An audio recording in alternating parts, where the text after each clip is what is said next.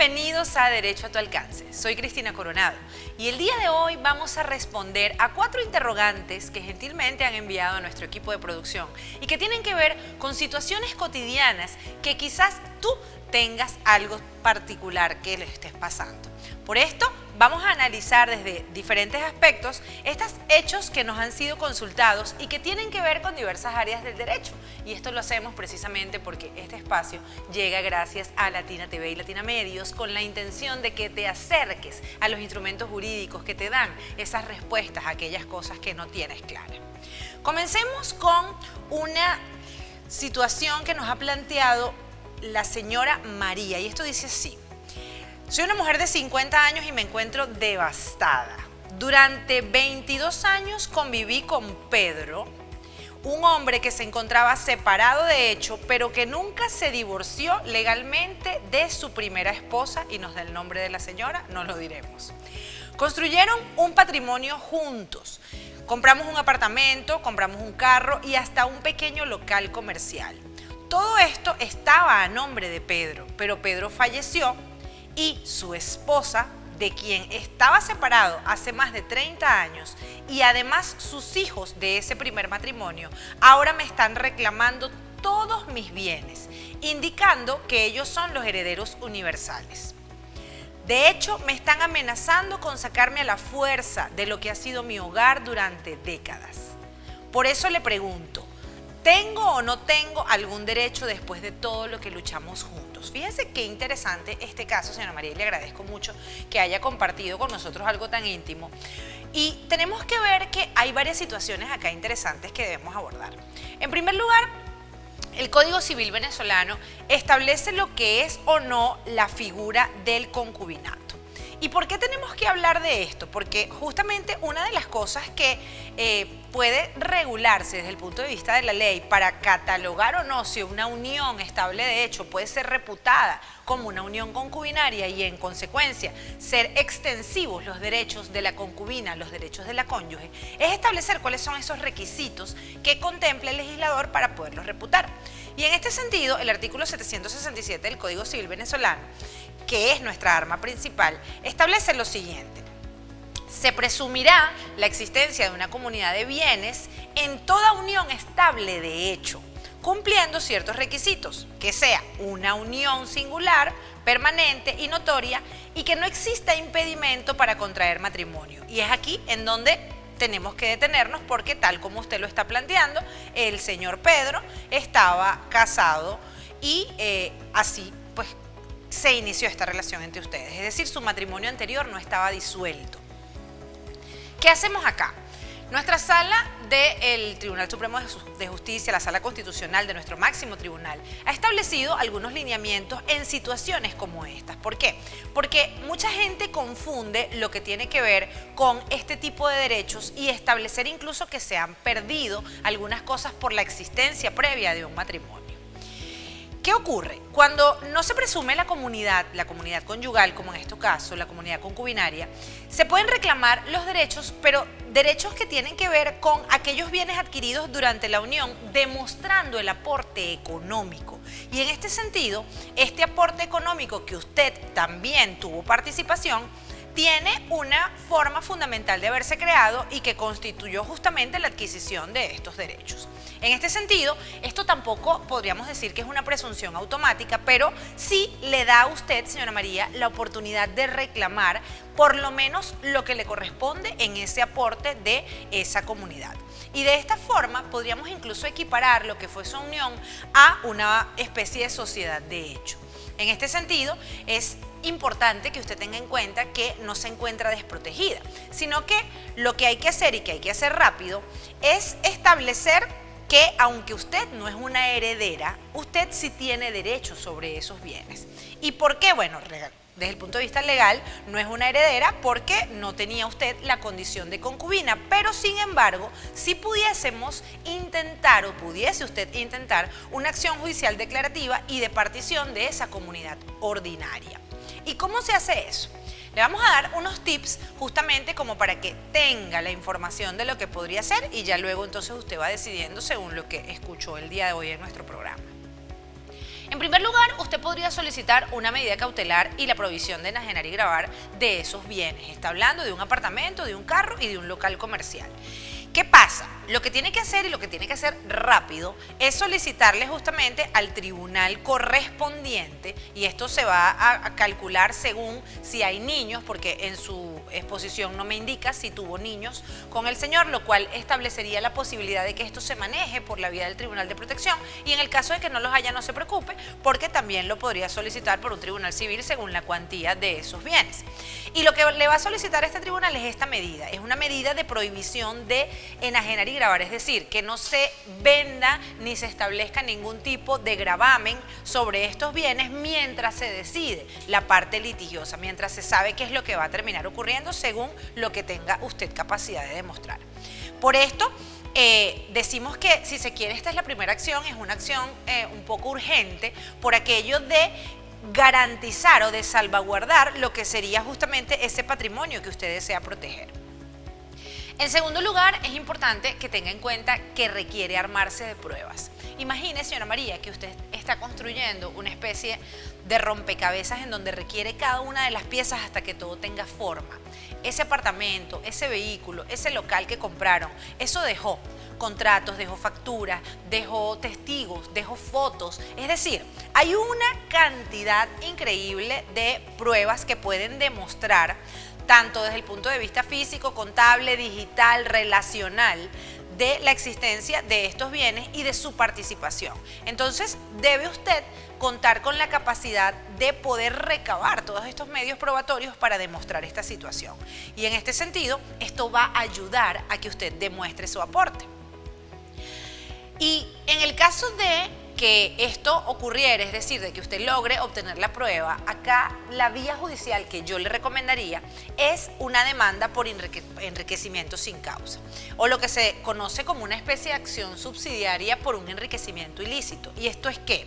Fíjense que cuando usted me dice que su esposa y sus hijos están reclamando los derechos de toda la comunidad, de todos los bienes de la comunidad conyugal, estaríamos prácticamente diciendo lo mismo, que estas personas se están enriqueciendo por una parte, una alícuota que a ellos no les corresponde. Si bien es cierto, usted no le puede heredar, no es menos cierto de que lo que usted trabajó es suyo. Y en este sentido, entonces debemos entender que sí puede efectivamente usted hacer una reclamación judicial, una petición de justicia, de la justicia que a usted le corresponde, que tiene que ver con el argumento de que ese 50% le pertenece a usted. Y a estas personas reclamarlo como suyo, estarían enriqueciéndose, si se quiere, de una manera ilícita por esto. Entiendo que esto no es un camino fácil, entiendo, María, que esta situación puede colocar muchas cosas sobre la mesa, y en muchos casos, si eres pues una mujer que estaba profundamente enamorada de este señor y sientes que perdiste todo este tiempo y sientes que todo esto fue en vano, creo que justamente en ánimo de esa memoria pues deberías luchar por lo que te corresponde y por lo que ambos levantaron juntos. En este sentido, quiero hacerte saber que el artículo 77 de nuestra Constitución de la República Bolivariana de Venezuela consagra o protege lo que es el derecho de la familia. Y aunque ustedes no hubieran tenido hijos, porque no me lo dices en la solicitud de la pregunta, tú y él eran una familia. Y así las cosas, pues puedes entonces a través de estos instrumentos tratar de demostrar lo que a bien te indico, en el ánimo de no rendirte y sobre todo de no quedar pues ilusoria tu pretensión de por lo menos intentar luchar por tu patrimonio. De esta manera llegamos al final de esta primera parte, pero no se vayan porque al regreso vamos a hablar de un caso bien interesante que me han planteado y tiene que ver con un despido por un mensaje de WhatsApp. Ya volvemos.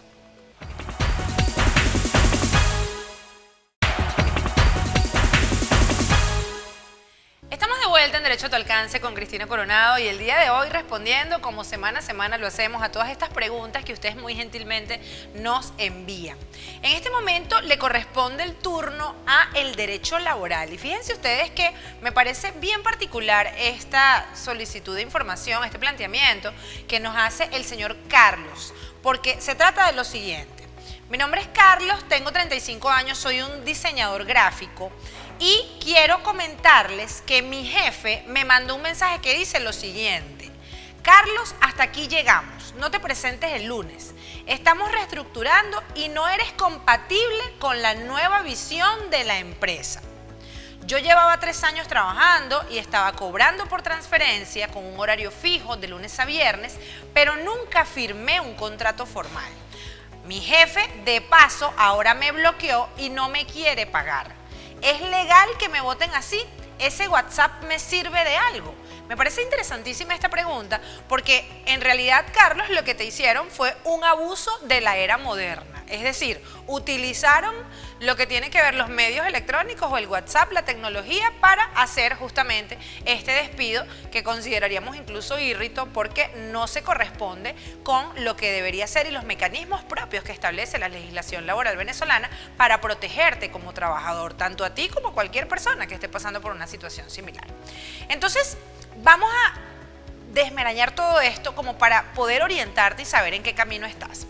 En primer lugar, aunque no tengas un contrato escrito, debes saber que existe un contrato de trabajo. Fíjate tú, la Ley Orgánica del Trabajador, los trabajadores, establece en su artículo 58 que el contrato de trabajo existe aunque no esté escrito. ¿Y por qué existe? Porque basta con que estén dadas ciertas condiciones: la prestación de servicio, la subordinación y el salario. Al estar dados estos 3 elementos, estas 3 dimensiones, entonces estamos frente a un contrato. Y en tu caso, como fue un contrato en estas condiciones por todo este tiempo, estamos en presencia de un contrato a tiempo indeterminado. Por esta razón, basta justamente con establecer esas condiciones previas para demostrar que sí, efectivamente, había una relación laboral, a pesar de que no existiera el contrato del trabajo. Y justamente esto es lo que vamos a demostrar ¿cómo? Con esas transferencias a las que haces referencia, con ese mensaje del cual ya te voy a hablar de qué manera lo vas a procesar y con todos los elementos propios de esa relación que tuviste. Así que tu primera duda en relación al hecho de saber si estabas o no estabas contratado por no haber suscrito algo, espero haya quedado satisfecha con esta orientación inicial. En segundo punto, quiero hacerte saber lo siguiente. El despido fue injustificado y además este mensaje de WhatsApp sirve como una prueba plena. ¿Y por qué te lo digo, Carlos? Este despido prácticamente podríamos interpretar como un despido verbal, pero que se contiene o que consta en un medio electrónico. La ley de mensajes de datos y firmas electrónicas y la jurisprudencia de nuestro país le dan pleno valor probatorio a los mensajes de WhatsApp. Y en este sentido, ese mensaje de no te presentes el lunes es literal una confesión inequívoca del despido que te están haciendo. Por esta razón, quiero que sepas que estás en presencia entonces de un despido injustificado y ese mensaje de WhatsApp sirve de plena prueba para poderlo demostrar. Pero ¿sabías tú, Carlos, que cuentas con estabilidad laboral absoluta? Recordemos que tenemos un decreto de inamovilidad que ha establecido el Ejecutivo Nacional y esto es vital para ti. ¿Qué significa, Carlos? Esto significa que gozas de esta inamovilidad que ha sido decretada por el Ejecutivo y que se renueva año a año. En este sentido, nadie puede despedirte sin una causa que esté plenamente justificada y ojo con esto, Carlos, con el procedimiento previo que se establece desde el punto de vista legal para llevar a cabo. ¿Esto qué significa? Que la falta debe estar calificada, debe haber pasado por una inspectoría del trabajo y en fin, por una serie de requisitos que bien lo explayan las leyes en este sentido en materia laboral. ¿Qué podemos hacer? Bueno, determinado como ha sido que tu despido no solo es injustificado, sino que además es írrito, lo que podemos hacer es entender que tienes derecho a el reenganche si quisieras volver con este tipo de jefe o si no, por lo menos el que se te indemnice como mereces desde el punto de vista legal. ¿Qué vas a hacer allí? Lo primero que vas a hacer es preservar tus pruebas. ¿Cómo vas a preservar las pruebas? Hay personas que creen que la forma de preservar una prueba electrónica, sobre todo un mensaje de WhatsApp, es haciendo un screen de pantalla o lo que llaman una captura de pantalla. Y esto no es una prueba per se. Esto es un indicio de que ese mensaje llegó, pero desde el punto de vista tecnológico, la forma de preservar esta prueba es exportándote ese chat debes enviarte ese chat a un correo electrónico que sea susceptible de análisis, así como mantenerlo en tu teléfono, que también puede ser susceptible de un análisis informático correspondiente. Si quieres hacer las capturas de pantalla, si las quieres imprimir y las quieres meter en la demanda, o el abogado al que contratas dice que debe meter eso en la demanda, pregúntale cómo lo va a convertir en prueba, porque el solo pantallazo no es plena prueba per se. Dicho esto, es importante que sepas que esto puede servir en una petición judicial para lo que es la elaboración de una experticia informática en la que se constate lo que se conoce como el código hash y toda la procedencia, la traza electrónica de este mensaje que tiene fuerza electrónica, que tiene fuerza probatoria y te da una traza. Pero lo más importante es que también te da un origen. Esa traza justamente te dice quién lo recibió, que en este caso fuiste tú, pero quién lo envió. Lo enviaron desde un número de la empresa, lo enviaron desde el número de tu jefe. Según entiendo, fue el teléfono de tu jefe que te mandó el mensaje. Habría que analizar en el contexto específico procesal. Además está el tema y la factibilidad que tienes de acudir a la Inspectoría del Trabajo a los fines de que esta vía administrativa resuelva tu situación, Carlos. ¿Por qué? Porque tú lo que tienes es que hacer justamente un procedimiento, en este caso por salarios caídos, porque al haber sido este despido en estas condiciones, puedes solicitar incluso el reenganche. El punto es si emocionalmente quieres volver allí. Siempre le digo a mis clientes eso. No se trata nada más del cálculo monetario, se trata de la emoción y cómo me siento en ese sitio en donde me trataron de esa manera. En todo caso, de que es reclamable, lo es. Fíjate tú. El inspector del trabajo va a citar a tu jefe, porque no le decimos ni siquiera ex jefe, todavía es tu jefe, y él podrá acatar esta citación, en cuyo caso, bueno, argumentará lo que a bien tenga y al verificarse, como se va a verificar que el despido no tenía procedencia, entonces ordenarán tu reenganche y él podrá hacer caso o no hacer caso de eso, o podrá no ir, que es lo más probable que ocurra, a la citación de la inspectoría, para que esto pase a la vía judicial. Pero en este caso tú tienes que acudir a la inspectoría, porque eso también te va a hacer pruebas desde el punto de vista de tus acciones administrativas y de tus intentos, sobre todo ese ánimo de mediación que a mí me parece maravilloso que establezca la inspectoría como ente administrativo para evitar la judicialización de todos los procesos.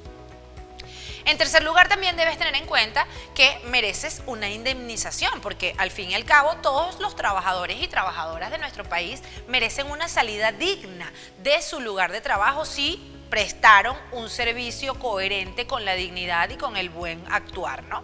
En este sentido, debes saber justamente que el artículo 92 de nuestra Constitución Nacional y el 142 de la Ley Orgánica de Trabajadores y Trabajadoras establece que tienes derecho justamente a reclamar la doble indemnización por este tipo de despido.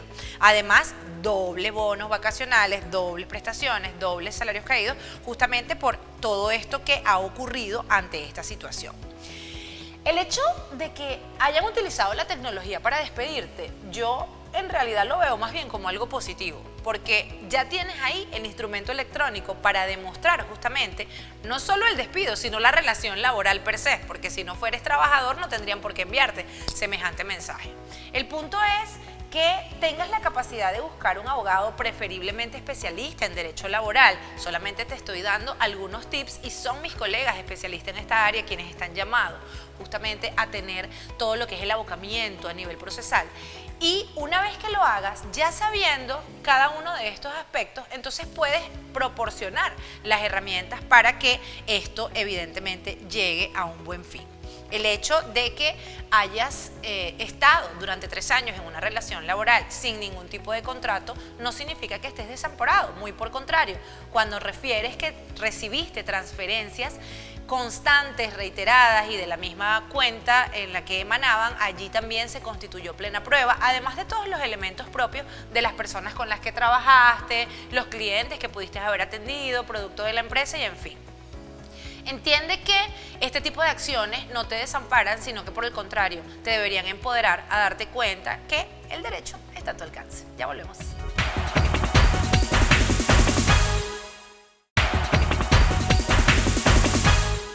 Estamos de vuelta acá en Derecho a tu Alcance respondiendo a la tercera interrogante enviada en esta semana y tiene que ver con el derecho penal y el derecho mercantil. Fíjense ustedes qué interesante.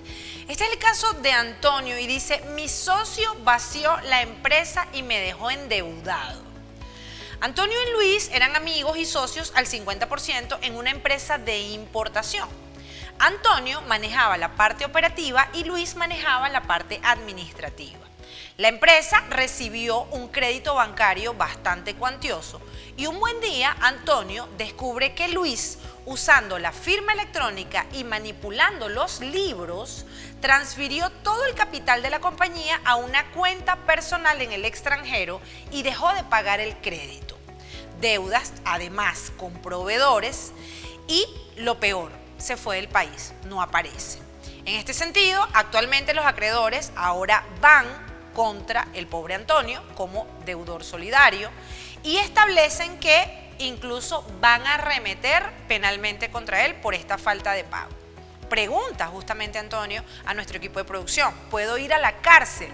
¿Cómo recupero yo lo robado si se lo llevó del país? Estoy al borde de la quiebra.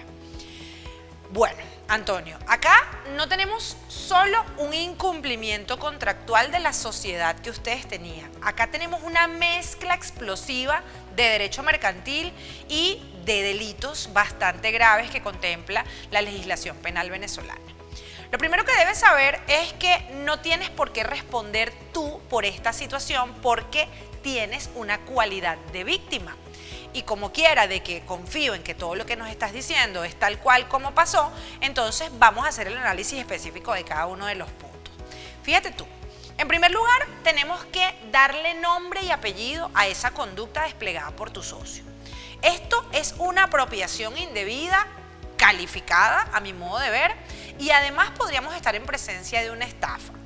Podríamos también hablar de una quiebra fraudulenta, si esto es lo que hizo desde el punto de vista contable tu socio, y también este concurso de delitos, ¿no?, de lo que se está presenciando en esta situación. Empecemos por la apropiación indebida.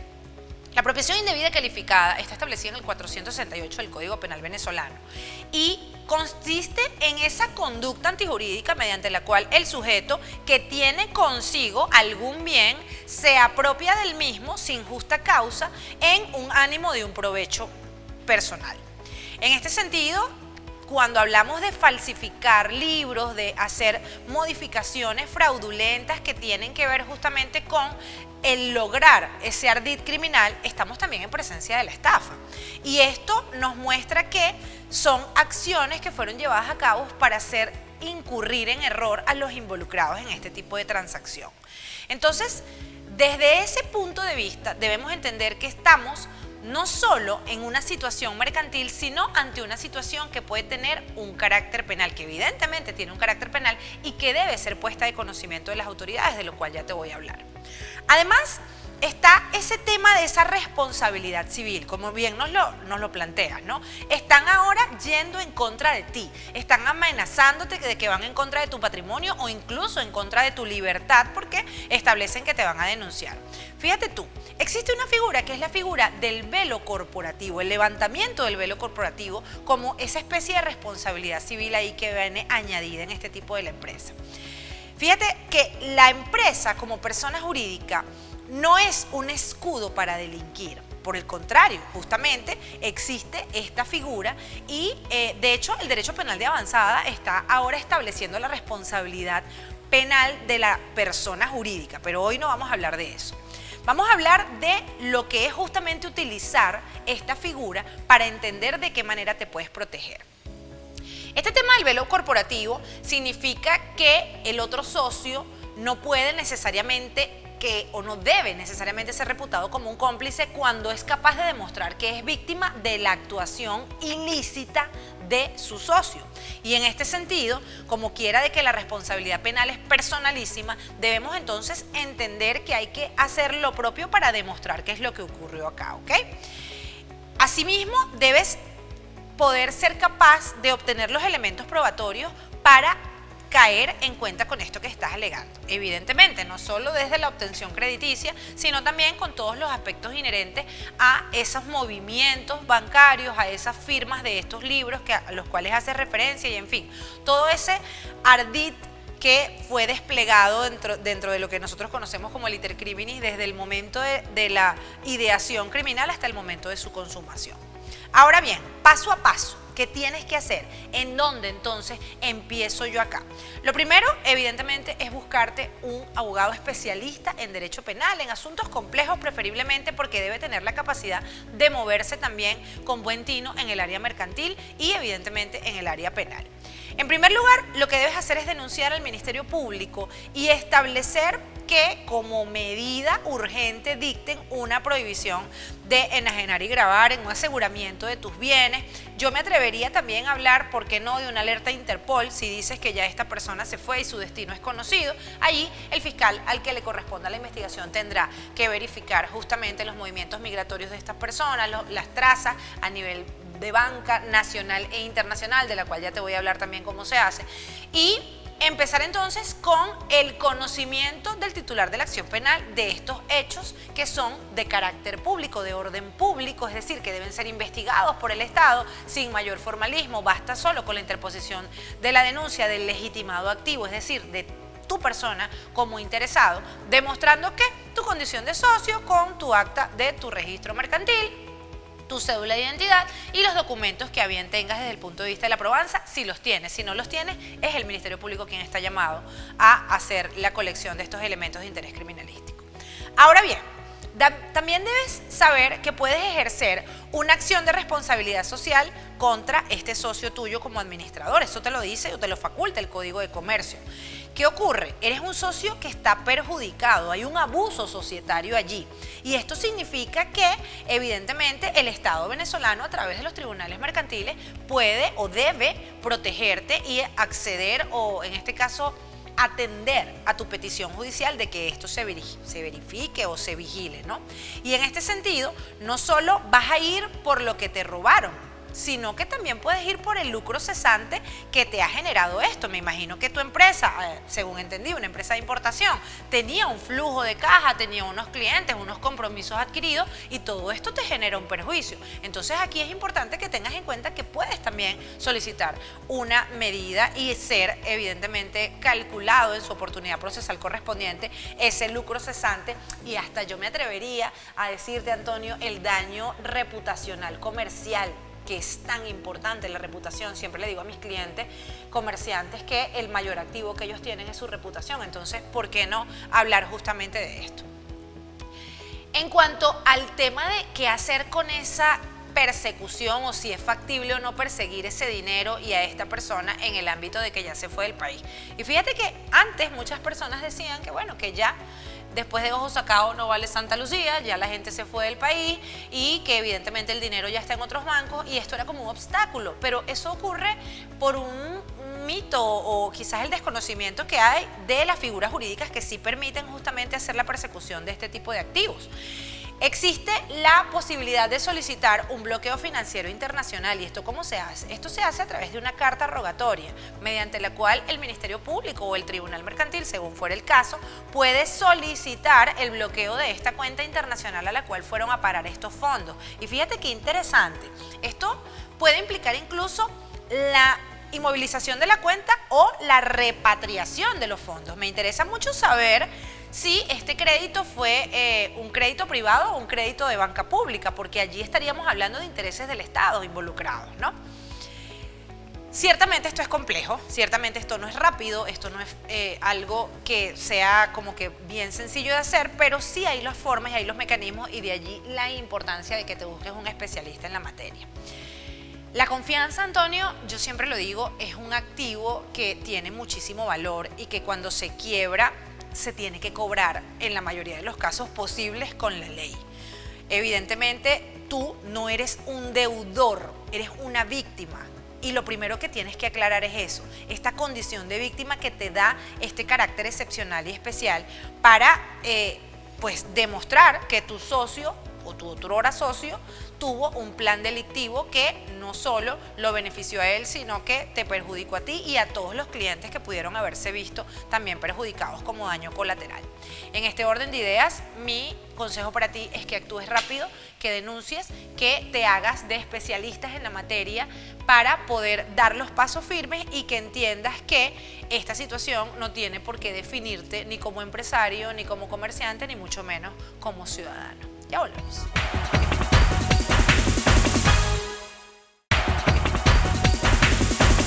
Llegamos a la parte final de Derecho a tu Alcance con Cristina Coronado. El día de hoy, como todas las semanas, analizando 4 preguntas, 4 situaciones, 4 circunstancias de la vida cotidiana que están pasándote, que le pasaron a un familiar o que, en fin, te puedes hasta imaginar que pudieron haber pasado y quisieras saber cómo resolverlas para adelantarte. Esta viene a ser un tema que tiene que ver con protección de niños, niñas y adolescentes, derecho de familia, derecho de la niñez. Y tiene que ver con algo bien particular que como mujer les confieso que siempre me llama la atención. Y es el hecho de la actitud que asumen las exparejas cuando rehaces tu vida. Cuando ya luego de esa separación pasas pues el tiempo necesario para sanar y para enfrentar justamente el nuevo inicio, ¿no?, de lo que debe ser la continuidad de tu vida desde un contexto sano y te unes a otra persona. Veo con preocupación que muchísimos padres y madres también, ojo, esto no es exclusivo de los caballeros, asumen una postura de guerra o de enfrentamiento con su expareja cuando esta persona rehizo su vida. Entonces, qué interesante darnos cuenta desde el punto de vista de la emocionalidad todo lo que implican esas acciones que vienen movidas por un ánimo de completo egoísmo que en nada ayuda, en este caso, a los hijos, que son al fin y al cabo los que están en medio. Fíjense este planteamiento. Andrea es madre de 2 niños de 7 y 9 años y se encuentra desesperada.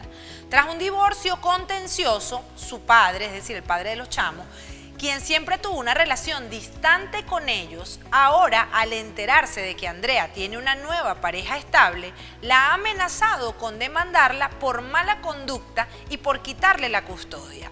Alega que la nueva pareja de Andrea no es un buen ejemplo para sus hijos y que el entorno es inmoral. Le ha iniciado un juicio de privación de guarda y los niños están siendo evaluados por el equipo multidisciplinario. En su defensa, Andrea establece que esta nueva pareja es un hombre de bien, que incluso también es padre y que su ex esposo ni siquiera lo conoce. Son comentarios de otras personas y en lugar de venir como todo adulto funcional a conversar al respecto, lo que hizo fue interponer esta acción judicial. Y nos pregunta, ¿puede quitármelos solamente porque rehice mi vida? Fíjense qué interesante. Andrea, yo quiero que sepas como primer punto que los hijos no son un trofeo de guerra de nadie. Y en este sentido, no pueden usar o ser instrumentalizados para castigar a una persona por rehacer su vida, ¿no? Es importante acá que tengamos en cuenta que no se trata de ti ni de tu ex, se trata del interés superior de tus 2 pequeños. Y aunque evidentemente lo que se está poniendo en tela de juicio es la selectividad que tuviste para esta nueva pareja, lo que priva acá es el tratamiento que tú como madre le des a tus hijos y al cual apelo de madre a madre, estoy segura, debes guardar por la integridad de tus pequeños, ¿no? Entonces vamos a ir viendo varios puntos interesantes acá que tienen que ver con el caso que me planteas. En primer lugar, debes recordar o conocer lo que establece el contenido del artículo 8 de la Ley Orgánica para la Protección de Niños, Niñas y Adolescentes, que viene a ser el desarrollo de todos los fundamentos propios de este instrumento jurídico y tiene que ver con el interés superior del niño, niña y adolescente. ¿Y qué significa eso del interés superior? Que será prioridad, que debe estar por encima de cualquier otro interés, lo que es el bienestar de tus hijos. Y en este caso, esto viene a ser una especie de garantía para su desarrollo integral.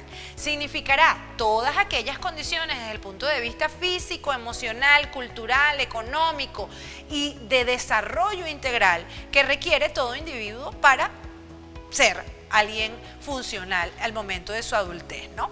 En este orden de ideas, si tú eres una madre que vela por tus hijos y que, como me lo indicas, ha sido quien ha estado más presente en la vida de tus chamos, entonces evidentemente tienes muy claro este concepto.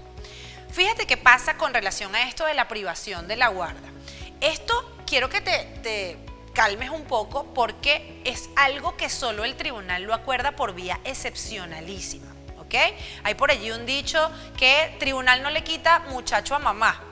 Más o menos podría ser, no decimos que es una realidad absoluta, pero sí hay un ánimo de entender que desde el punto de vista relacional es importantísimo para los niños el vínculo materno. Y en este orden de ideas te quiero hacer referencia a lo que dice el artículo 352 de la LOMNA, que tiene que ver con esas causales específicas que dan lugar justamente a la privación de la guarda, en tu caso como madre. Y son causales muy graves y son causales taxativas que en algunos casos pues tienen que estar evidentemente demostradas, ¿no? ¿De qué se trata? Maltrato, abandono, exposición a peligros, pero peligros ciertos, no peligros que se están imaginando las personas, porque fíjate tú, yo he escuchado personas que vienen y dicen, bueno, mira, aquí está mi ex esposa, ahora tiene una pareja. Esta pareja puede ser un agresor sexual. Bueno, sí, cualquiera puede ser un agresor sexual. Un hombre, una mujer puede ser un agresor sexual. En el contexto de la convivencia, evidentemente los niños tienen una vulnerabilidad especial y de allí que muchas mujeres divorciadas hayamos decidido no convivir con nuevas parejas durante el tiempo en el que nuestros hijos estaban pequeños por protegerlos, ¿no? Pero eso no significa que sea una regla. Eso no significa que tú tengas que hacerlo obligatoriamente. Si eres una mujer vigilante de esos potenciales riesgos, entonces no deberías caer en eso. Pero ¿a dónde voy con esto de estas causas? Estas causas son severas, implican maltrato, implican corrupción, sevicia. Y si esta persona con la cual estás haciendo vida tiene alguna de estas condiciones, es decir, es una persona que de pronto tiene una condena por un delito grave o tiene una conducta temeraria o tiene algún desequilibrio desde el punto de vista pues neuronal o comportamental que pueda generar un riesgo para tus chamos, allí sí podríamos hablar de una situación de riesgo. Pero mientras esto no pasa y no represente un peligro como tal para tus hijos, esto no aplica. Y ningún tribunal va por el solo dicho de un padre demandante a establecer o a declarar una privación de una guarda si no están demostradas esas condiciones. ¿Qué ocurre también? También ocurre, y es importante que tengas en cuenta que tienes protección constitucional. La Constitución Nacional establece el derecho a la vida privada y a la vida familiar. ¿Qué significa? La Constitución te protege, te da tu derecho, que yo evidentemente lo catalogo siempre de derecho humano, que es el derecho a rehacer la vida. Uno no se puede quedar pegado en un fracaso sentimental y en una situación, porque esto más bien lo que va llenándonos es de rencor.